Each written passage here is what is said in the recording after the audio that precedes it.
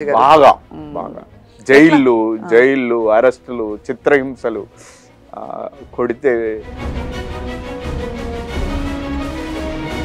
నన్ను భద్రాచలం జైల్లో సబ్ జైల్లో తీసుకెళ్లారు. బట్టలు ఇప్పండి అని అన్నాడు.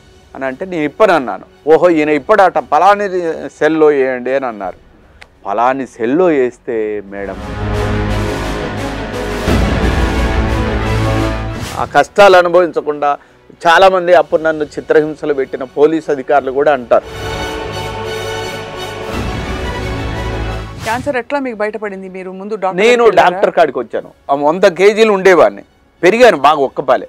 డాక్టరు అవన్నీ చూసి క్యాన్సర్ ప్యాంక్రియాస్లో ఉంది అని చెప్పాడు. బతకటం కష్టం అని చెప్పారు. అలాంటి స్థితిలో నాలో ప్రధానమైన మార్పులు రావటం 2. అమ్మా నన్ను ఎందుకు ఇక్కడ తీసుకొచ్చినావు?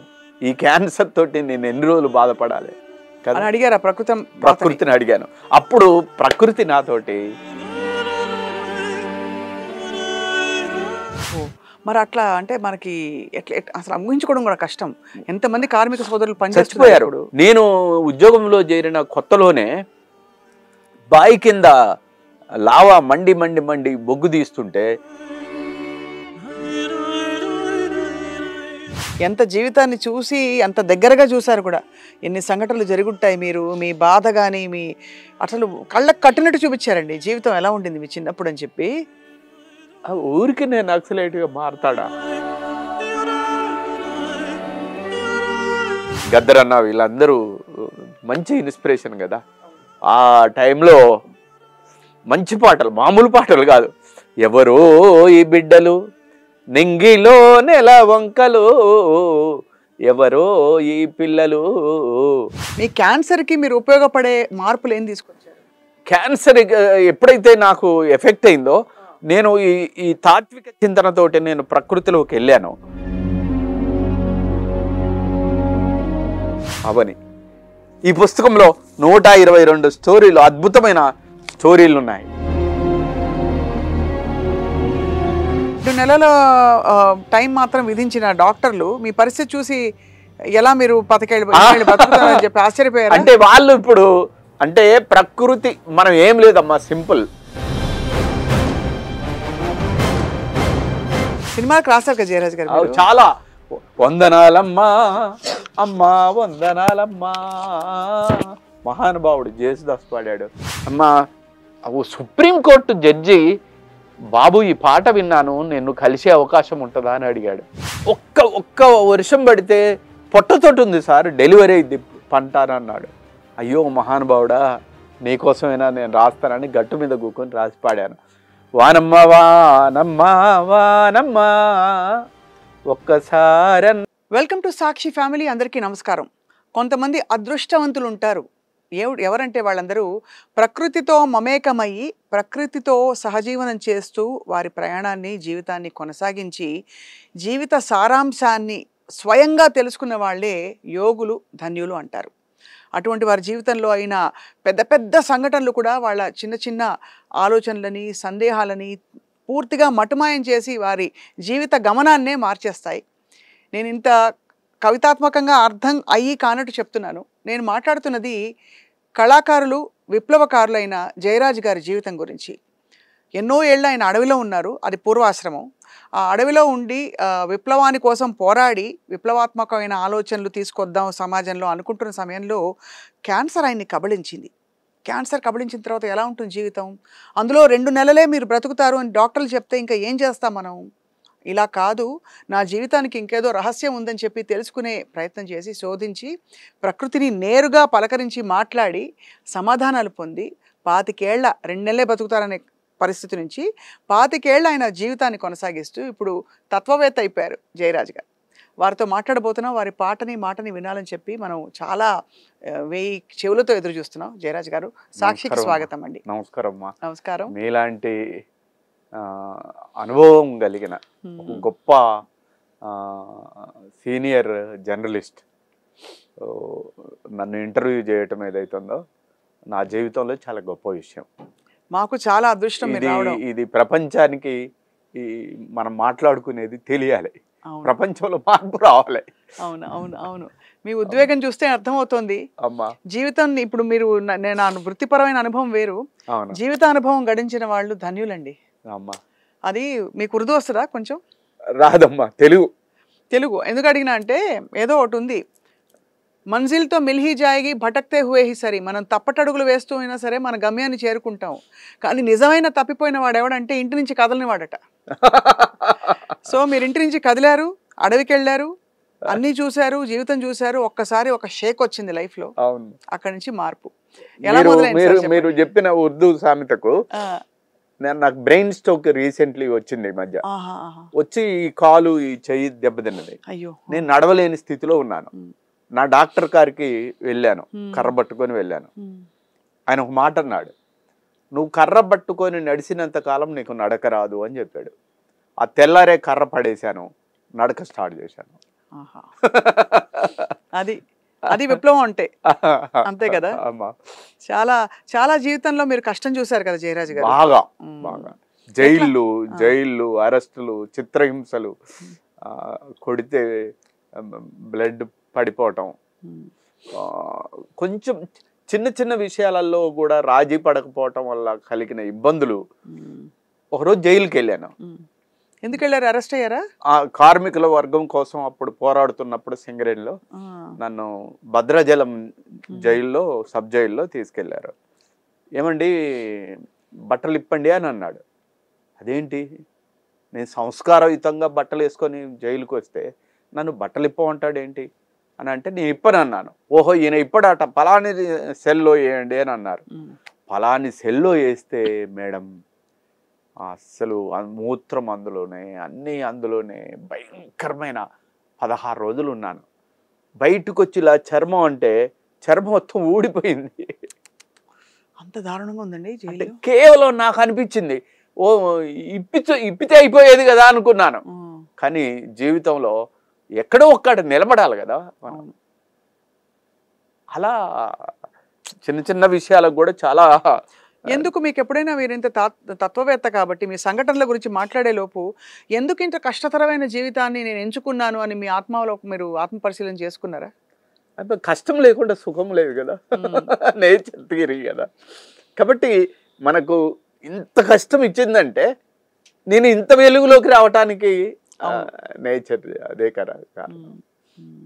ఆ కష్టాలు అనుభవించకుండా చాలా మంది అప్పుడు నన్ను చిత్రహింసలు పెట్టిన పోలీస్ అధికారులు కూడా అంటారు, నేను ఆ రోజు నిన్ను కొట్టబట్టే నువ్వు ఈ రోజు ఇంత గొప్పవాడు అయినావని. లాఠీ దెబ్బలు బాగా తిన్నారైతే మీరు? బాగా. ఎప్పుడు అడవిలో ఉన్నప్పుడు అండి మీరు? అప్పుడు నేను నక్సలైట్లతో సహవాసం చేశాను. మా ఊరు మహబూబాబాద్, దాశరథి పుట్టిన ఊరు. దాశరథి ఆ ప్రభావం నా మీద బాగా ఉంటది. ఆయన పాటలో చెప్తాడు కదా, భూగోళం పుట్టుక కోసం రాలిన సురగోళాలెన్నో, ఈ మానవ రూపం కోసము జరిగిన పరిణామాలెన్నో. ఎంత 100 మంది శాస్త్రవేత్తలు కూడి ఒక విషయాన్ని నిర్ధారణకు వస్తే ఎంత గొప్పగా చెప్తారో అంత గొప్పగా చెప్పాడు ఆయన. అవును, ఆ చల్లని సముద్ర గర్భం దాసిన బడ బాణల బెంతో, ఆ నల్లని ఆకాశంలో కానరాని భాస్కరులు. అంత అద్భుతమైన సాహిత్యం పుట్టిన ఆ ప్లేస్ లో నాకు దాశరథి ఇన్స్పిరేషన్. దాశరథిని చూశాను నేను, మా స్కూల్కి వచ్చాడు. ఆయన్ని చూసిన తర్వాత నేను ఏ సాహిత్యం రాయాలన్నా, ఏ పాట రాయాలన్నా ఆ సాహిత్యం నాకు అడ్డం వస్తుంది. ఆయన వచ్చి ఇగో ఇలా ఉండాలి అని చెప్పాడు. ఆ నైతిక ప్రవర్తన, ఆయన చెప్పిన సాహిత్య ప్రక్రియ ఏదైతుందో నన్ను క్రమంగా ఎక్కడమ్మా నేను కళ్ళు పేదరికం, పూరి గుడిసెలో పుట్టాను. మహబూబాబాద్ పట్టణానికి ఊరికి దూరంగా ఉన్నది ఊరి బయట, దాని పేరే మాదిగపేట, దాని పేరే మాలపేట, దాని కంటి నిండా దుఃఖం ఉన్నది, దాని కడుపు నిండా సొద ఉన్నది, దాని ఒంటికి బట్ట యాడున్నది, అది సిగ్గుతో ముడుచుకున్నది, ఆకలెందరికో ఉంటది, వీళ్ళ నవమానం కుంగదీస్తది, వీళ్ళ పేరన్న సక్కంగా పిలువరు, వీళ్ళు మనుషులన్న సంగతి ఎరుగరు,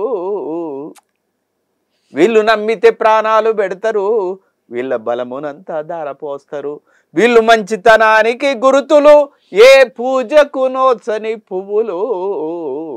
అలాంటి ఎంత బాగా చెప్పారండి. స్థితి ఎంత నాది. బాగా. మా నాన్న పెట్టారు. నాన్న ఏం చేసేవారండి? మా నాన్న జీతగాడు. మా ఊరు చుట్టూ మీరు పెద్ద పెద్ద తాడు చెట్లు ఎత్తు గడీలు ఉంటాయి, గోడలు ఉంటాయి. ఫ్యూడలిజం మామూలుగా ఉండేది కదా ఆ రోజుల్లో. అలాంటి స్థితిలో మా నాన్న దొర దగ్గర జీతం ఉండేవాడు. మా నాన్న జీవితం చెప్తే తెలంగాణలో సగటు మనిషి జీవితం చెప్పినంత గొప్పగా ఉంటుంది. నాయనా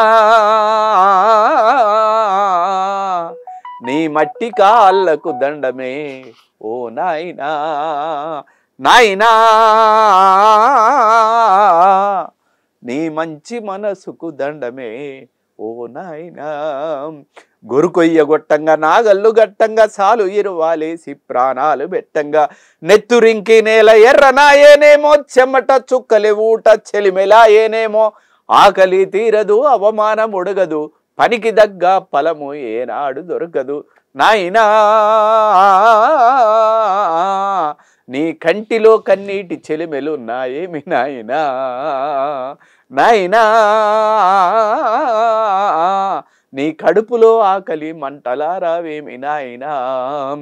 గొర్రెల కొట్టం ఉర్చి బర్ల పెండా తీసి ఎడ్ల గిట్టలు కొట్టి గొడ్ల దారికి తెచ్చి ఆలమందలు గాసి పాలు పెరుగు తీసి దున్నపోతు కొరక దున్నటాన్ని నేర్పి పశులు మనసులు కలిసి వ్యవసాయమును చేసి బురద పొలము నుండే భూవ సృష్టించేవు.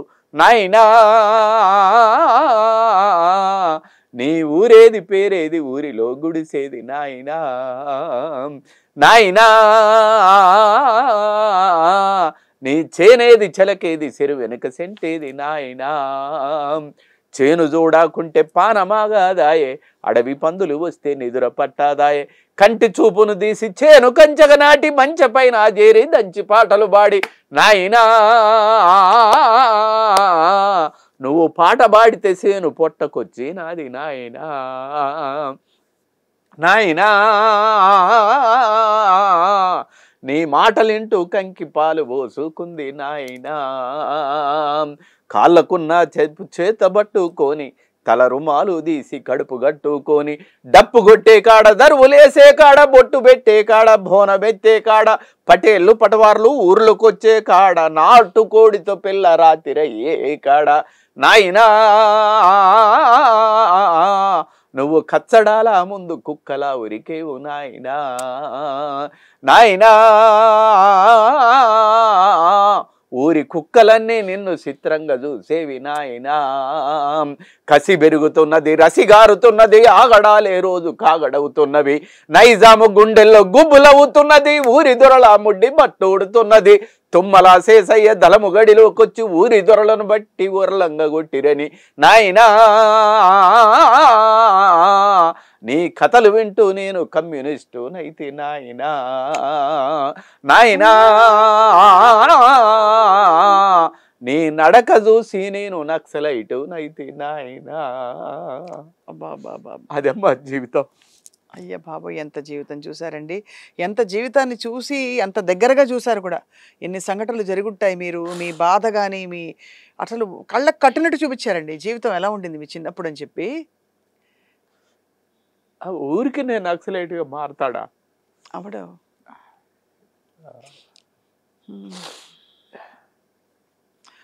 ఆ సంకెళ్ళని తెంచుకోవాలని ఆ అగ్ని లోపల నుంచి తరుముకొస్తుంది కదండి.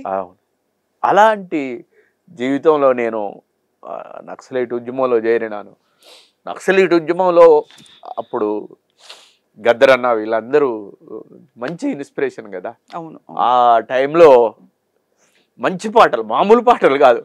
ఎవరో ఈ బిడ్డలు నింగిలో నెల వంకలు, ఎవరో ఈ పిల్లలు అడవి మల్లె పువ్వులు, వీళ్ళ నడుముల్లో తూటాల దండలు, వీళ్ళ నడకల్లో ఎర్రాని జెండలు, దొరల భూములెన్ని పంచిన ఒక్క సెంటు భూమి వీళ్ళు అడగలే, చెరువు కట్టాలెన్ని బోసిన ఒక్క చేను కంకి వీళ్ళు ముట్టలే, ఆకలి దప్పులు మరి సిరి అడవిలో అన్నలై తిరుగుతుండిరి, ఎవరో పేరు కొరకు వచ్చిరందున అమ్మ నాన్న పెట్టిన పేరు చెప్పరు, ఆస్తి కొరకు వచ్చిరందున వీపున సద్ది మూట కూడా ఉండదు, రాయన్న రప్పన్న సెట్టన్న పుట్టన్న చీకట్లో వెన్నెలై కాసిన చంద్రన్న, ఎవరో ఈ బిడ్డలు నింగిలో నెల వంకలు, ఎవరో ఈ పిల్లలు అడవి మల్లె పువ్వులు.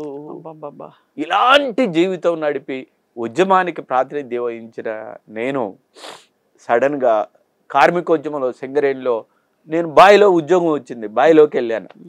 బాయిలోకి పోతేమ్మా అసలు ఎట్లుంటుందండి పరిస్థితి? అసలు లోపలికి పోయినోడు బయటికి ఎప్పుడు వస్తాడో తెలియదు. ఓహో, మరి అట్లా అంటే మనకి ఎట్లా అసలు ఊహించుకోవడం కూడా కష్టం. ఎంతమంది కార్మిక సోదరులు చచ్చిపోయారు. నేను ఉద్యోగంలో చేరిన కొత్తలోనే బాయి కింద లావా మండి మండి మండి బొగ్గు తీస్తుంటే బాయి పైన ఉన్న బొగ్గు తీసే వాళ్ళందరూ లోపలికి వెళ్ళిపోయారు, చచ్చిపోయారు, చచ్చిపోయారు. ఇలాంటి స్థితి నేను చూసిన తర్వాత అప్పుడు నేను బొగ్గు గని కార్మికుల కోసం నిలబడాలని భావించి హోరాహోరి పోరాటం, 20 రోజుల సమ్మె, 38 రోజుల సమ్మె, 5వ వేతనం ఒప్పందం, 6వ వేతనం ఒప్పందం, పెద్ద భారీ యంత్రాలు సింగరేణి ప్రైవేటీకరణ చేయడానికి ప్రయత్నం చేస్తే ఆ యంత్రాల మీదకి మేము రావటం, కొట్లాడటం ఇది జరిగింది. ఆ కొట్లాట దశలోనే జైలుకి వెళ్ళాను, అరెస్టులు అయ్యాను, అనేక చిత్రహింసలు పడ్డాను. ఆ తదంతరం నాకు క్యాన్సర్ ఎఫెక్ట్ అయ్యింది. క్యాన్సర్ ఎట్లా మీకు బయటపడింది? మీరు ముందు నేను డాక్టర్ కాడికి వచ్చాను. నేను 100 కేజీలు ఉండేవాడిని, పెరిగాను బాగా, ఒక్కపాలే పెరిగిన తర్వాత తీరా ఇక్కడికి వచ్చేవరకే డాక్టర్ అవన్నీ చూసి క్యాన్సర్ ప్యాంక్రియాస్లో ఉంది అని చెప్పాడు. తద్వారా గద్దరన్నకు ఎవరైతే తూటాలు తీశారో అదే బీరప్ప డాక్టరే నాకు కూడా ఆపరేషన్ చేశాడు. ఆయన మహానుభావుడు. ఆయన వల్ల నేను ప్యాంక్రియాస్ తీసేశాడు. తీసేసిన తర్వాత బతకటం కష్టం అని చెప్పారు. అలాంటి స్థితిలో నాలో ప్రధానమైన మార్పులు రావటం 2. అప్పటిదాకా నేను నక్సలైట్ ఉద్యమంలో ఉన్న నేను ఎండ్లూరి చెన్నయ్య రాసిన బాబాసాహెబ్ అంబేద్కర్ పుస్తకం చదివాను. చిన్న పుస్తకం అది చదివితే అమ్మా, ఇప్పుడు జారు చక్రవర్తులకు వ్యతిరేకంగా హోరాహోరీన కొట్లాడి ఆయుధాలు పట్టుకొని కొట్లాడారు. నైజాంకి వ్యతిరేకంగా హోరాహోరీ కమ్యూనిస్టులు ఆయుధాలు పట్టుకొని కొట్లాడాడు. బాబాసాహెబ్ అంబేద్కర్ చేసిన గొప్ప పని ఏంటంటే ఆయుధాన్ని బుల్లెట్ని బ్యాలెట్ చేసి పారేశాడు. అదే కోరిక. అదే భూస్వాములు ఉండకూడదు, అదే పెట్టుబడిదారులు ఉండకూడదు, భూమిని జాతీయం చేయాలి, పరిశ్రమల్లో వాటా కావాలి, మహిళలకు సమాన హక్కులు కావాలి. ఇవన్నీ నక్సలైట్ ఉద్యమం విప్లవకారుల నినాదమే. దాన్ని ఏం చేశాడంటే బుల్లెట్ని బ్యాలెట్ చేసి పారేశాడు. నేను బ్యాలెట్ పెట్టి కొడితే కూడా రాజు కూలిపోతున్నాడు ఈరోజు కదా. నేను బ్యాలెట్ పెట్టి కొడితే కూడా ఇప్పుడు ఇందిరాగాంధీను ముండరాలు గుడికి రాకూడదు అని అంటే ఆ ముండరాలు ఈ దేశానికి ప్రధానమంత్రి అయింది. అవును కదా. ఒక రాజ్యాధికారం అనేది ఏదైతే ఉందో, భారత రాజ్యాంగం ఇచ్చిన కాన్స్టిట్యూషన్ ఏదైతే ఉందో, ఆ పవర్ ఏదైతే ఉందో ఒక రకంగా బుల్లెట్ లాంటిది, దాన్ని బ్యాలెట్ చేశాడు. అది నన్ను బాగా మార్చిపారేసింది. అప్పుడు నేను ఆయన ఒక గొప్ప విషయం చెప్పాడు. ప్రకృతి వనరులు మొత్తం కూడా మనం కాపాడుకోవాలనే విషయం రాజ్యాంగంలో చేర్చడం ఏదైతుందో నన్ను బాగా ప్రభావితం. అప్పుడు నేను ఆయన మీద ఒక పెద్ద విప్లవం, అసలు ఇండియన్ మార్క్స్ అంబేద్కర్ అని చెప్పా. అవును అవును నిజమే అండి మీరు చెప్పింది చాలా. ఆయన జగోరే జాగో అంబేద్కర్, జగత్ జననేత అంబేద్కర్, భవితకు మార్గం అంబేద్కర్, బడుగులకు ప్రాణం అంబేద్కర్, మా బల్లో టీచర్ అంబేద్కర్, మా బతుకు ఫ్యూచర్ అంబేద్కర్, మా దారికి టార్చ్ అంబేద్కర్, భారత్కు మార్క్స్ అంబేద్కర్, కులానికి శూలం అంబేద్కర్, మతానికి మందుర అంబేద్కర్, మనువుకు మరణం అంబేద్కర్, మానవత మూర్తి అంబేద్కర్, బువ్వకై పోరితే అంబేద్కర్, భూములను పంచితే అంబేద్కర్, పరిశ్రమల వాటా అంబేద్కర్, ప్రగతి జన సూత్రం అంబేద్కర్. బాబాసాహెబ్ అంబేద్కర్ మీద అప్పటిదాకా పాటలు లేవు. ఎప్పుడైతే నేను ఆయన థీరీని ఆ 2 నెలల 15 రోజులలో నేను చెప్పారో, నేను దాన్ని చదివి ఆయన బౌద్ధం తీసుకున్నాడు. ఏముంది బౌద్ధంలో అనుకున్నాను. అస్సలు ఇలా చైనా, జపాన్, సింగపూర్, మలేషియా దేశాలు మొత్తం కూడా చాలా ఒక శాస్త్రీయమైన ఆలోచనతోటి ముందు అభివృద్ధి చెందుతున్నాయంటే బికాజ్ బౌద్ధం. అది బౌద్ధం చెప్పిన గొప్ప విషయం ఏంటంటే ఓ శాస్త్రీయమైన ఆలోచనలతోటి పాటు నైతిక విలువలు ఉండాలి. అవును. మందు తాగకూడదు, వ్యభిచరించకూడదు, అధిక స్వార్థం కలిగి ఉండకూడదు, దొంగతనం చేయకూడదు. అసలు ఎంత శాస్త్రీయమైన విశ్లేషణ కలిగిన భారతీయ సమాజం అసలు ఎంత కోల్పోయింది. అందుకనే గురజాడప్పారావు అంటాడు, ఏ రోజైతే బౌద్ధం ఇక్కడి నుంచి వెళ్ళగొట్టామో ఆ రోజే ఈ దేశం ఆత్మహత్య చేసుకుంది అని అంటాడు. అలాంటి 2 పుస్తకాలు నన్ను బాగా ప్రభావితం చేసిన తర్వాత నేను అక్కడితో ఆగలే. నాకంటూ ఒక అమ్మ నన్ను ఎందుకు ఇక్కడ తీసుకొచ్చినావు, ఈ క్యాన్సర్ తోటి నేను ఎన్ని రోజులు బాధపడాలి కదా అడిగారా? ప్రకృతిని అడిగాను. అప్పుడు ప్రకృతి నాతోటి చాలా ఆధ్యాత్మికంగా నా అన్నంలో చాలా మార్పు తీసుకో. సూర్యుడు నా తండ్రి, చంద్రుడు నా తమ్ముడు, గ్రహాలు నా సహచరులు, వినీలాకాశమే నా ప్రపంచం. ఒకనాడు దేదీప్యమానంగా వెలిగాను, నేడు కలుషితం అయిపోయాను. నాపై జీవించే సమస్త జీవరాశి కనుమరుగయ్యే కాలం ఆసన్నమైంది. నేను కట్టుకున్న ఓజోను చీరే చినిగిపోయింది. నా కాళ్ళు గతి తప్పుతున్నవి, నా చేతులు పనిచేయకున్నవి, నా చెవులు మందగించాయి, నా చూపు తగ్గిపోయింది, నా హృదయం లయబద్ధంగా కొట్టుకోవటం లేదు. ఇప్పుడు నా చరిత్రను, నిన్నటి నా చరిత్రను రేపటి సమాజానికి అందించే ఒక కవి కావాలి, ఒక వాగ్గేయకారుడు కావాలి, ఒక జయరాజు కావాలని నన్ను అలుముకోవటం వల్ల నేను అద్భుతమైన ప్రపంచం ప్రకృతిలోకి వచ్చాను. ఒక అద్భుతమైన ఇలాంటి పుస్తకాన్ని తీసుకొచ్చాను, అవని. ఈ పుస్తకంలో 122 స్టోరీలు, అద్భుతమైన స్టోరీలు ఉన్నాయి. రకరకాల అసలు ప్రకృతిలో ప్రతి జీవి ఎలా జీవిస్తుంది, ఎలా ఉంటుంది, చిన్న చిన్న స్టోరీలు. అసలు పుస్తకాలు చదవటం మానేసిన తర్వాత నేను పుస్తకం రాయటం మొదలుపెట్టాను. అప్పటి వరకు పాటలు రాశాను, కానీ ఈ పుస్తకం వచ్చిన తర్వాత ఇది ఇంగ్లీషు, హిందీ, కన్నడ అన్ని భాషల్లో ఇది 4వ ముద్రణ లాంటిది. ఇన్ని పుస్తకాలు వచ్చిన తర్వాత అసలు జనంలోకి వెళ్ళాను. అసలు ప్రకృతి అంటే ఏమిటి ఎలా తెలుసుకున్నారు? అంటే ప్రకృతి అంటే ఏమిటంటే అందరూ ఏమనుకుంటారు, కేవలం అదొక ఆత్మ, అదొక అనుబంధం అని అనుకోరు. చాలా మంది ఒక చెట్టు అయితే 4 చెట్లు నాటితే వాళ్ళు ప్రకృతితో ఉన్నట్టు, లేదు ప్రకృతి సజ్జలు జొన్నలు తింటే ప్రకృతి అన్నట్టు. మీ క్యాన్సర్కి మీరు ఉపయోగపడే మార్పులు ఏం తీసుకొచ్చారు? క్యాన్సర్ ఎప్పుడైతే నాకు ఎఫెక్ట్ అయిందో నేను ఈ తాత్విక చింతనతోటి నేను ప్రకృతిలోకి వెళ్ళాను. నేను ఈ స్టోరీస్ రాసే ఈ 100 పుస్తకాలు కొనటం మొదలు పెట్టారు. ఈ పుస్తకం 500 రూపాయలమ్మా.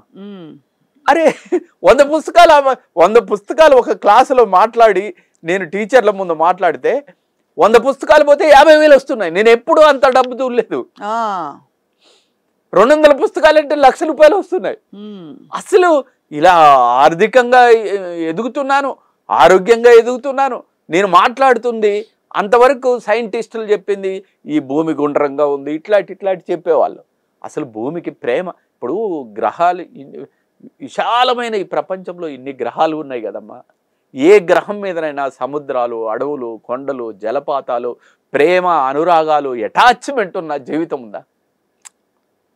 అంతే కదా. ఈ నేచర్ ఎంత గొప్పదంటే, ఎంత చల్లనిదమ్మా ఈ నేల తల్లి, ఎంత చక్కటిదమ్మా ననుగన్నా తల్లి, పచ్చ పచ్చని పట్టు చీరెల్ని గట్టింది, పండు టాకుల వంటి రెవికల్ని తొడిగింది, కొండ కోనలనేమో కొప్పున ముడిసింది, పొద్దు పొడుపునేమో ముద్దాడబోతుంది, ఎంత చల్లనిదమ్మా ఈ నేల తల్లి, ఎంత చక్కటిదమ్మా ననుగన్నా తల్లి, వాన జల్లుకుని ఒళ్ళు కదిలిందమ్మా, వాన జల్లుకుని ఒళ్ళు కదిలిందమ్మా, నల్ల మబ్బుల్లోన నెలలు పడ్డాయమ్మా, ఋతువుకు నువ్వు బాలెంతా ఓయమ్మ, రతనాల పంటంతా నీ కడుపు పంటమ్మా, ఎంత చల్లనిదమ్మా ఈ నేల తల్లి, ఎంత చక్కటిదమ్మా ననుగన్నా తల్లి, గింజ గింజకు 1000 గింజల్ని తొడిగావు, తాత ముత్తాతలకు తల్లి నీవైనావు, జన్మకు నీవు జన్మనిచ్చినావు, చనిపోతే గుండెల్లో చితిబేర్చుకున్నావు, ఎంత చల్లనిదమ్మా ఈ నేల తల్లి, ఎంత చక్కటిదమ్మా ననుగన్నా తల్లి. ఎంత అసలు ఇంత చాలా మంది గ్రహం అనుకుంటారు, కాదు, ఇంత అటాచ్మెంట్ ఉన్న జీవితం. కొన్ని అయ్యో నా బిడ్డలు నీళ్ళ కోసం ఇబ్బంది పడతారని తన గుండెలోనే నీళ్లు పెట్టుకుంది. అయ్యో నా బిడ్డలు హైదరాబాద్ రావాలంటే ఇబ్బంది పడతారని డీజిల్ పెట్రోల్ గనుల్ని దగ్గర పెట్టుకుంది. అయ్యో నా బిడ్డలు ఎత్తైన మేడలు కట్టుకోవాలని ఇనుము గనుల్ని ఇట్లాంటివన్నీ ఇచ్చింది. అయ్యో నా బిడ్డలు చక్కని ఆడవాళ్ళు పొడమికి ఆనవాళ్ళు చక్కగా బంగారం పెట్టుకోవాలని అందంగా బంగారం ఇచ్చింది.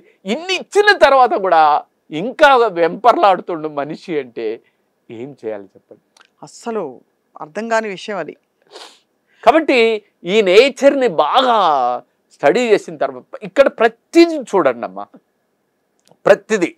మీరు ఒక రాయి ముట్టుకోండి, రాయినైతే ఏమిరా నేను, రప్పనైతే ఏమిరా, బండనైతే ఏమిరా నేను, కొండనైతే ఏమిరా, రూపమన్నది లేని వాడికి రూపమిచ్చిన జాతి నాది, ఏడు కొండల వెంకటేశుని ఎత్తి చూపిన ఖ్యాతి నాది, రామపాదము నెదల మలిసిన రమ్యమైన చరిత నాది, ఆయనైతే ఏమిరా నేను, రప్పనైతే ఏమిరా, ఏటికెదురుగా నిలిసి జనుల కూటి బాధను బాపినాను, ఇంటికి పునాది రాయి కంటి రెప్పై కాసినాను, నేల కొరిగిన అమరవీరుల స్తూపమైనే వెలిగినాను, రాయినైతే ఏమిరా.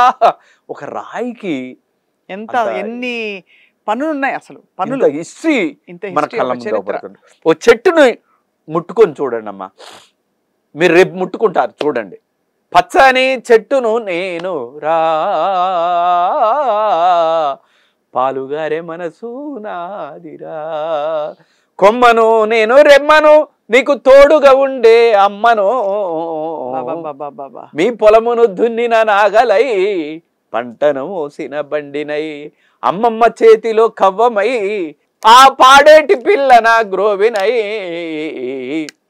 నింగి మబ్బుల్ని వానగా మలిసినం, చేను చెలకల్ని నీళ్లతో దడిపినం, చెడ్డగాలి పిలిచి మంచి విడిసినం, మీకు ప్రాణవాయువుల్ని పోసినం, మీరు కనువిందు చేసిన పువ్వులం, మీ కడుపాకలి తీర్చే పండులం, అలసిపోతే నీడనిచ్చినం, చల్లగాలితో ఒళ్ళంత తడిపినం, ఎగిరే పక్షుల్ని ముద్దాడి పెంచినం, లేడి పిల్లల్ని ఒళ్ళోన దాసినం, అడవికొచ్చిన ములుడను సాధినం, బోధి వృక్షమై బుద్ధుల్ని చేసినం,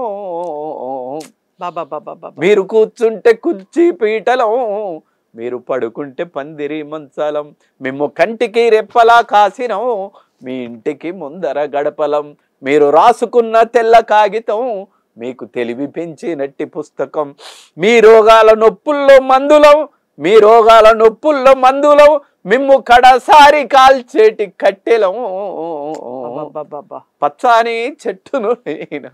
ఇంత అద్భుతమైన చెట్టు ఈ ప్రపంచం, కొండలు, జలపాతాలు, ఇంత అందమైన జీవితం ప్రపంచంలో ఎవరికైనా ఉంటుందా?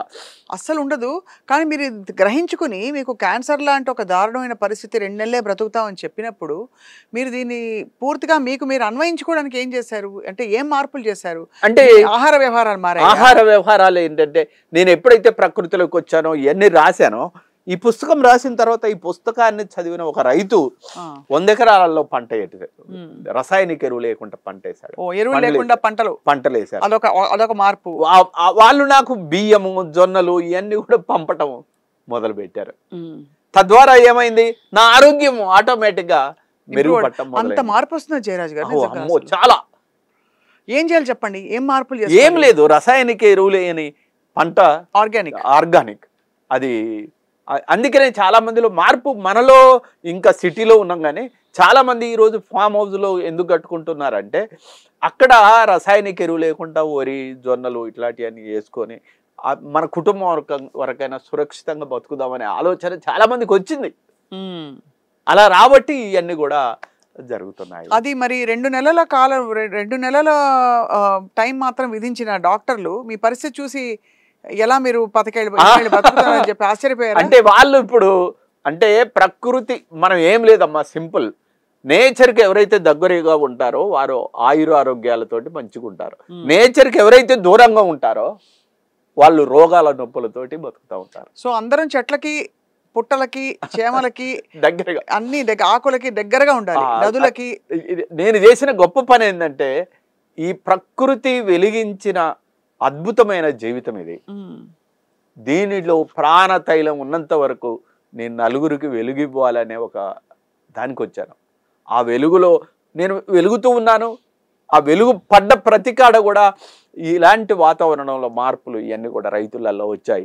ఆ మార్పు రావటం వల్ల ఏదైతుందో ఆటోమేటిక్గా నేను కూడా ఇప్పుడు నన్ను ఆర్పివేయాలని ఊదేయాలనుకోండి, ఆ గాలిలో ఉన్న ఆక్సిజన్ తీసుకొని ఇంకా మండుతాను. నాలో వచ్చిన మార్పు అది. సో ఏదో ఒక మౌలిక మార్పుతో పాటు మీరు వ్యవహారికంగా కూడా చాలా మార్పులు చేసుకున్నారు. మారిపోయి ఆహారం మారింది, అన్ని మారినాయి. నేచర్ చాలా గొప్పదమ్మా. అసలు నేచర్కి చాలా గురించి చాలా తెలియదు. ఇప్పుడు కొన్ని వేల సంవత్సరాల మానవ జాతి పరిణామ క్రమంలో మనం ఇంత అందంగా ఉన్నాము. అవును. మన తాత ఇంత అందంగా లేడు, మన నాన్న అందంగా ఉన్నాడు. అవును. మన నాన్న కంటే మనం చాలా అందంగా ఉన్నాం. అవును. అంటే మన తాతలో ఉన్న లోటుపాట్లు మన నాన్నకాడికి వచ్చే వరకు లేవు, మన నాన్నకాడికి వచ్చిన లోటుపాట్లు మన కాడికి వచ్చే వరకు సరిదిద్దబడ్డాయి. అది సరిదిద్దుకుంటూ అలాగా కాల గమనంలో చాలా మార్పులు వచ్చాయి. ఇప్పుడు సర్వేంద్రియానం నయనం ప్రధానం అన్నారు. నేచర్ కన్ను ఇచ్చానంటే ఉటికిని ఇవ్వలేదు. ఓ తెల్లటి కనుగుడ్డు మీద ఓ నల్లటి కనుపాప, ఎంత బ్యూటీ! ఇంత అందమైన కన్నుని వీడి చేతుల్లో పెడితే ఎక్కడ పాడు చేసుకుంటాడని గుడ్డు వెనకాల ఒక తల్లి పొత్తిల లాంటి కండరం, అయినా జాగ్రత్తగా ఉంచుకోనని ఒక ఎముకల గూడు, అయినా జాగ్రత్తగా ఉంచుకోడనని అసంకల్పితంగా కొట్టుకునే ఒక రెప్ప. నీ కన్ను గురించి ఈ ప్రకృతి ఇన్ని వేల సంవత్సరాలుగా ఇంత అద్భుతంగా తీర్చిదిద్దితే ఈ శరీరాన్ని మనం ఎంత ప్రేమించాలి? అంతే కదా. అది అది ఆ విషయం అనుభవపూర్వకంగా తెలుసుకుంటేనండి జీవితం అసలు అంతే చేసిందా. ఇక్కడ కన్నిచ్చింది, అక్కడ అందమైన పూల తోటని ఇచ్చింది. అవును. ఇక్కడ కన్నిచ్చి అక్కడ పూల తోట ఇవ్వకుంటే ఉపయోగం లేదు. అవును కదా. ఇక్కడ కన్నిచ్చింది, అక్కడ పూల తోట ఇచ్చింది. ఇక్కడ చెవులు ఇచ్చింది, అక్కడ సప్తస్వరాలు ఇచ్చింది. ఇక్కడ ముక్కిచ్చింది, అక్కడ సువాసన ఇచ్చింది. ఇక్కడ ఆకలి ఇచ్చింది, అక్కడ పండ్లు ఇచ్చింది. నువ్వు వదిలిన పిచ్చిగాలి, మృతగాలిని తను తీల్చుకొని తను అమృతమైన గాలిని, ఆక్సిజన్ లాంటిది మనకివ్వటం వల్ల మనం ఆరోగ్యంగా బతుకుతున్నాం. ఈ లింక్ తెగిపోతుంది ఈరోజు. నా బాధ అది. అదే ఏం చేయాలి లింక్ తెగకుండా ఉండాలంటే? ఈ లింక్ తెగకుండా ఉండాలంటే ఇప్పుడు మీరు బాటిల్లో నీళ్లు తాగారు. అవును. ఈ బాటిల్లో ప్లాస్టిక్ బాటిల్, ఈ బాటిల్లో వచ్చాయి మినరల్ వాటర్ అని మనం నమ్మిస్తూ ఉంటాం. కానీ ఇది మినరల్ వాటర్ కాదు, డీమినరల్ వాటర్. అవును. అయితే ఈ బాటిల్ ఇందులో ఉన్న ప్లాస్టిక్ అణువులు ఏదైతున్నాయో ఇది నానో టెక్నాలజీ కూడా అందని టెక్నాలజీకి కలిగినవి ఉంటాయి. ఇవి తాగుతాం, మైక్రో ప్లాస్టిక్స్ వెళ్ళిపోవటం వల్ల ఇలా చాలా మంది క్యాన్సర్ నేనే కాదు చాలా మంది క్యాన్సర్ బారిన పడటానికి ప్రధానమైన కారణం ఇలాంటి వాటర్ బాటిల్లో నీళ్లు తాగటం వల్ల. పోనీ ఈ బాటిల్లో నీళ్లు తాగుతామమ్మా, తాగిన తర్వాత ఏం చేస్తావు? పక్కన పడేస్తే ఈ బాటిల్ ఎటుపోద్ది? భూమిలో కలవదు, సముద్రంలోకి వెళ్ళిపోద్ది. ఇవాళ సముద్ర జలాలలో ఉండే జలచరాలు మొత్తం నాశనం అవటానికి నువ్వు తాగుపడేసిన బాటిల్ వల్ల ఇవాళ జలచరాలు మొత్తం సముద్రాల్లో నాశనం అయిపోతున్నాయి. మరి దీనికి ప్రత్యామ్నాయం ఏంటి? అంతే. ఏం చేస్తే మనం క్యాన్సర్ రాకుండా ఉంటాం, సమాజం పర్యావరణ కాపాడుతామనంటే, నేను ఎక్కడికి వచ్చినా కానీ మీరు ఇక్కడికి వచ్చిన తర్వాత అది చేశారు, నేను ఎక్కడికి పోయినా కానీ ఇలా బాటిల్ తీసుకొని వెళ్తాను. ఈ బాటిల్లో నేను మా ఇంట్లోకి వెళ్ళి మినరల్ వాటర్ తెచ్చుకుంటాను. అవును. ఎండాకాలం అయితే చల్లటి తెచ్చుకుంటాను, చలికాలం అయితే వేడి నీళ్ళు తెచ్చుకుంటాను. ఇక్కడికి వచ్చిన తర్వాత ఈ బాటిల్లో నీళ్లు తాగుతాను. ఈ బాటిల్ పడేస్తానా? పడేయను. పడేయాల్సిన రీయూజబుల్, సస్టైనబుల్, 1 year దాకా ఉంటుంది. కాబట్టి నేను పర్యావరణాన్ని రోజుకు 3 బాటిల్ తాగేవాడిని 3 బాటిల్ బయట పడేయకుండా నేను కాపాడుతున్నాను కదా. అంతే కదా. నా క్యాన్సర్ను నివారించుకోగలుగుతున్నాను కదా. అవును. ఇది మనం ఎక్కడికి పోయినా కానీ, ఇక డిన్నర్కి పోయినా ఎక్కడికి పోయినా కానీ, మనం ఫంక్షన్కి పోతే అన్నం తింటాం. అన్నం తింటేనమ్మా కిందనేమో ప్లాస్టిక్ పచ్చటిది ఉంటుంది. అవును. దానిపైన ప్లాస్టిక్ లేయర్ ఉంటుంది. వేడి అన్నం దాంట్లో పడే వరకే ఆ ప్లాస్టిక్ కరిగిపోయి డైరెక్ట్ గా కడుపులోకి పోతుంది. అమ్మో కరెక్ట్ గా చెప్పారు. ఆ ప్లాస్టిక్ ఒక పొరలాగా వేస్తారు. పొరలాగా వేస్తారు. ఎందుకు వేస్తారు? టిఫిన్లు కూడా వేస్తారు అమ్మా. టిఫిన్లు ఇస్తారు. ఆ టిఫిన్లు అసలు ఇప్పుడు మనం ఇక్కడ నుంచి ఇక్కడ ఫోన్ చేసి టిఫిన్ తెమ్మంటే ఉప్మాతో పాటు సాంబార్ గిట్టిస్తారు కదా, సాంబార్ ప్లాస్టిక్ కాగితంలో ఇస్తారు. మసులుతున్న సాంబార్. ఇప్పుడు ఇవన్నీ కూడా ఇట్లా ఇవ్వటం వల్ల మనం ఆ ప్లాస్టిక్ ప్లేట్లో అన్నం తింటాం. అవును. తినటం వల్ల ఏమవుతుందంటే ఆ ప్లాస్టిక్ కరిగి కడుపులోకి పోయి చాలా మంది క్యాన్సర్ పెరగటానికి ప్రధానమైన కారణం అవుతుంది. మరి మీరే ప్లాస్టిక్ తిన్న తర్వాత ఏం చేస్తావు? పడేస్తావు. పడేస్తే ఏమవుతుందంటే ఇలా పశు జాతి అంతరించిపోవటానికి మనం తిని పడేసిన ప్లాస్టిక్ ప్లేట్లే ప్రధానమైన కారణం. తినేసి తిమింగళాలు కూడా సముద్రం ప్రధానమైన కారణం. మరి దీనికి పరిష్కారం ఏంటి అని అంటే చాలా మంది ఏమంటారంటే ప్రభుత్వం నిషేధించవచ్చు కదా అని అంటారు. ఈ ప్రభుత్వాలు నిషేధించవు. ఎందుకంటే ఈ ప్రభుత్వాలే పెట్టుబడిదారులవి. అవును. మనం వాస్తవం మాట్లాడుకోవాలి. కరెక్ట్. కాబట్టి వాళ్ళు నిషేధించరు. వాళ్ళు ఎన్నికయ్యేదే వాళ్ళ దయ వల్ల. కాబట్టి మనమే దీనికి పరిష్కారం కనిపెట్టాలి. కాబట్టి ఏం చేయాలి? నేనైతే ఏం చేస్తానంటే నేను ఎక్కడికి పోయినా కానీ అన్నం తినాలంటే ఇట్లా ప్లేట్ తెచ్చుకుంటాను. ఓహో అద్భుతం. ఈ ప్లేట్లు తిన్న తర్వాత నాకు క్యాన్సర్ రాదు, నేను పడేయను. కాబట్టి చాలా జాగ్రత్తగా ఉంటాను. ఇలా చేయటం వల్ల ఈ మాట ఈ ఒక 1 ప్లేట్ 1 బాటిల్ 1 బ్యాగ్ ఈ 2 ఇందులో పెట్టుకుంటాను. నేను కూరగాయలు కానీ పండ్లు కానీ కావాలంటే ఇందులో వేసుకొని వెళ్ళిపోతాను. కాబట్టి నేను ప్లాస్టిక్ని అవాయిడ్ చేశాను. ఈ మాట నేను ఒక 5 years అయిందమ్మా. ఫస్ట్ నేను చెప్పినప్పుడు ఈడేంటి ఇంత గొప్ప కవి, ఈ ప్లేటు బాటిల్ పట్టుకొని తిరుగుతున్నారని చాలామంది అనుకున్నారు. కానీ మార్పు ఒక హాల్లో నేను మాట్లాడుతుంటే సర్పంచ్ వచ్చాడు. అరే ఊర్లో ఎవడు కూడా ప్లాస్టిక్ వాడొద్దు, బాటిల్ కానీ ఇది వాడొద్దు, 1000 ప్లేట్లు 1000 బాటిళ్ళు నేను గ్రామ పంచాయతీ ఆఫీస్లో కొని పెడతాను అని చెప్పాడు. వెంటనే ఆ ఊరోళ్ళందరూ సెటరేట్ అయిపోయారు. ఒక టెంట్ హౌస్ ఆయన వచ్చాడు. అన్నా నేను చాలామంది క్యాన్సర్ కారణమయ్యాను, రేపే నేను టెంట్ హౌస్లో 1000 ప్లేట్లు 1000 బాటిల్ కొంటాను అని అన్నాడు. రీసెంట్లీ జూపల్లి కృష్ణారావు గారు ఉన్నారు కదా మంత్రి, ఆయన కాడ 1 ప్లేట్ 1 బాటిల్ చెప్పాను. ఈ బ్యాగు ఈ ప్లేటు ఈ బాటిల్ ఆయన తీసుకొని పోయి నేను మా వాళ్ళందరికీ చెప్తాను మంత్రివర్గంలో కూడా పెడతారని వెంటనే సన్నబియ్యం వచ్చినాయి. సన్నబియ్యం వచ్చిన తర్వాత ఇళ్లకి వెళ్ళి సన్నబియ్యం తింటుండ్రా తినటం లేదా అని అడగటానికి ఎమ్మెల్యేలు ఎంపీలు మంత్రులు అందరూ పోయినరు.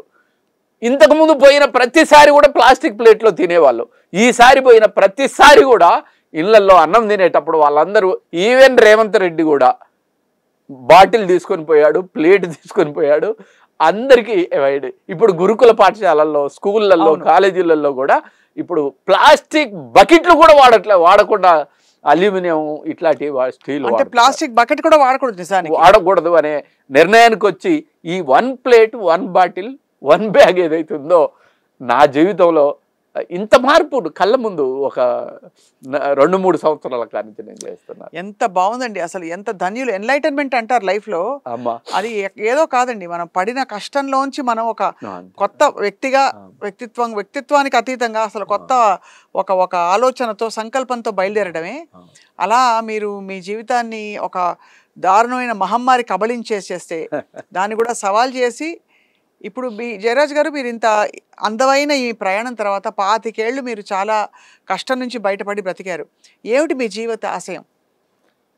ఏం లేదమ్మా, ఈ ప్రకృతి మహాత్మా గాంధీ ఒక మాట అంటాడు, మన పూర్వీకులు ఎలాంటి నేచర్ని ఎలాంటి భూమిని మనకిచ్చారో మనం తదనంతరం కూడా మన పిల్లలకు అలాంటిది ఇవ్వాలి అని చెప్పారు. అవును.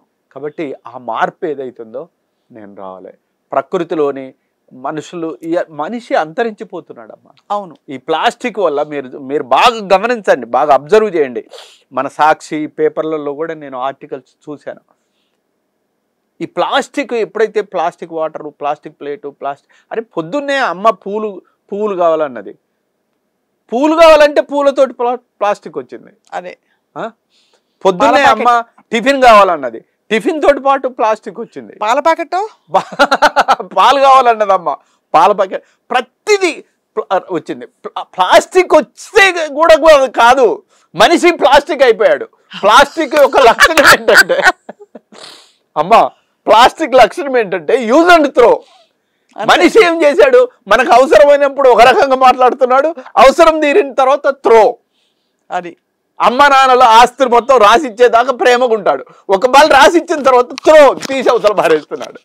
ఈ మనిషిలో మార్పు రావాలని నేను ప్రధానంగా అయ్యే నేను ఎన్ని పాటలో సందమామనందుకునే శక్తి నీకున్నా, సముద్రాన్ని ఈదగలిగే బలము నీకున్నా, ఎదుటివాడు ఎదుగుతుంటే చూడవెందుకో, ఎదుటివాడు ఎదుగుతుంటే చూడవెందుకో, వెనుక నుండి పొడిసెపాడు గుణము ఎందుకో, మనసా నేను నిప్పుతోటి కడుగనా మనసా.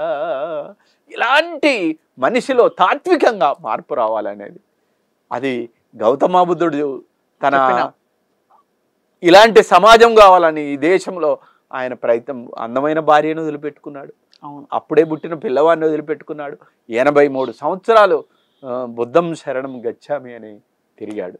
ఒక శాస్త్రీయమైన ఆలోచన మనం అందుకోలేకపోయినాం. జపాన్ అందుకుంది, సింగపూర్ అందుకుంది, చైనా అందుకుంది, వాళ్ళు తాత్వికంగా ముందున్నారు. మనం కూడా అలా ఉండాలి అనే నా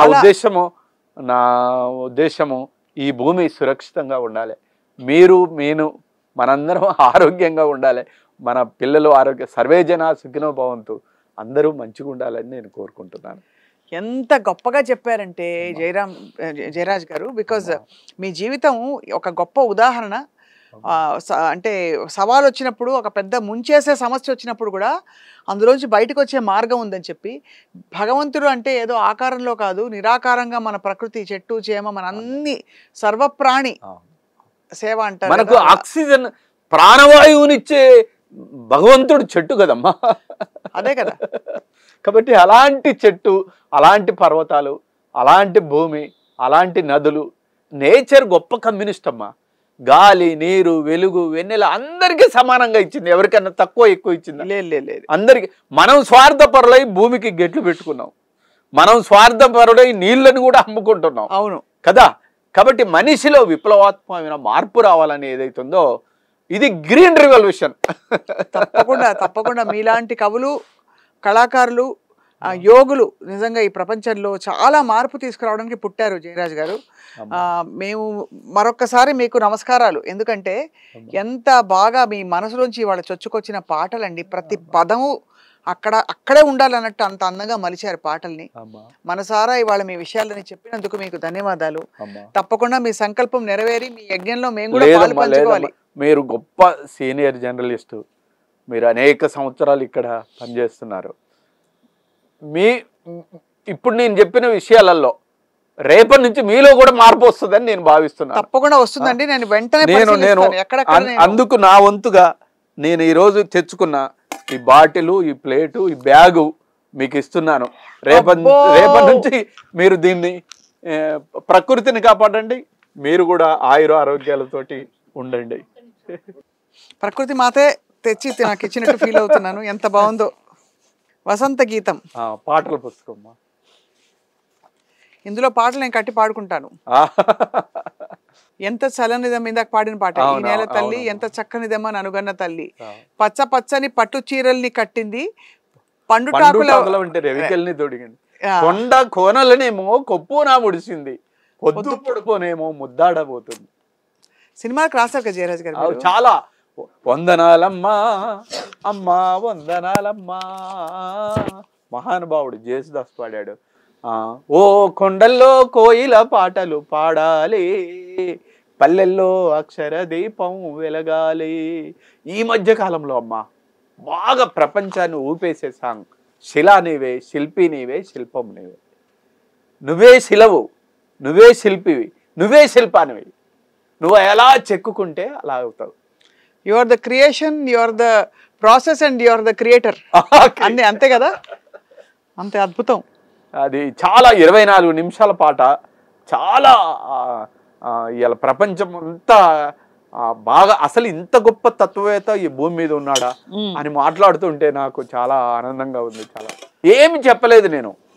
పాడి పంటలు, పసిడి రాసులు, ఆలమందలు, పాలధారలు, గరక పువ్వులు, గడ్డి పాన్పులు, తుమ్మెదలు, తూని ఘనవ్వులు, ఎన్నో ఉండి ఏమీ లేదని బాధపడతావెందుకోయ్, జీవించటంలో ఉన్న మధురిమ తెలుసుకోలేవెందుకోయ్, శిలా నీవే శిల్పి నీవే శిల్పము నీవే సృష్టిలో. ఇలాంటి అనేకమైన మార్పులు మనిషిలో ఎలాంటి ఈ పాట విన్న చాలా మంది ఐఏఎస్ ఐపీఎస్లు అవుతున్నారు. డిప్రెషన్లోకి వెళ్ళిపోయిన వాళ్ళు సైకలాజిస్టులు అందరూ కూడా ఈ 2 రాష్ట్రాలలో వాళ్ళు ఫస్ట్ నువ్వు పేషెంట్ రావటమే ఈ పాట పెడుతున్నారు. ఎమ్మెల్యేలు ఎంపీలు అందరూ కూడా ఫస్ట్ ఈ పాట నాలో చాలా మార్పు వచ్చింది, చాలా మార్పు వచ్చింది. చాలామంది ఐఏఎస్లు ఐపీఎస్లు పోలీస్ అధికారులు జడ్జీలు అమ్మా సుప్రీంకోర్టు జడ్జి బాబు ఈ పాట విన్నాను నిన్ను కలిసే అవకాశం ఉంటుందా అని అడిగాడు. అదేంటి మహానుభావ రండి అని అన్నాను. ఆయన మీ వయసు 80 సంవత్సరాలు అనుకున్నాను, మీరు ఇంత చిన్న వయసులో ఇంత అద్భుతమైన పాట ఎలా రాశారు అని చెప్పారు. గొప్ప సాంగ్ అవును. వెలుగులను వేటాడు చీకటి, చీకటిని చెండాడు వెలుగులు, పగలు రాత్రి రాత్రి పగలు, జనన మరణం మరణ జననం. ఇలా అసలు ప్రకృతిని మొత్తం కూడా ఒడిసిపట్టిన అద్భుతమైన సాహిత్యం శిలానేవే. మీరు వీలైతే ఒక తప్పకుండా తప్పకుండా జయరాజ్ గారు ఈ అద్భుతమైన కానుక, మీ మాటల కానుక, మీ పాటల ఇంకా ఏం చెప్పాలి, అసలు అదొక వర్షం. చల్లని ఈ రోజు మనల్ని నేచర్ కలిపిందంటే ఒక పర్పస్ ఉంటుంది. అవును, మీరు ఎప్పుడైనా చూడండి నేచర్ చేసే పనిలో 3 గమనించండి, రేపటి నుంచి ఆగపడతాయి మీకు. నేచర్ ఏం పని చేసినా చాలా బ్యూటీగా చేస్తుంది. ఏదన్నా జరిగినా జరగకున్నా కారణం ఉంటుందంటారు. నేచర్ ఏం పని చేసినా బ్యూటీగా చేస్తుంది. గడ్డి పువ్వు పూసినా చాలా అందంగా పోస్తుంది.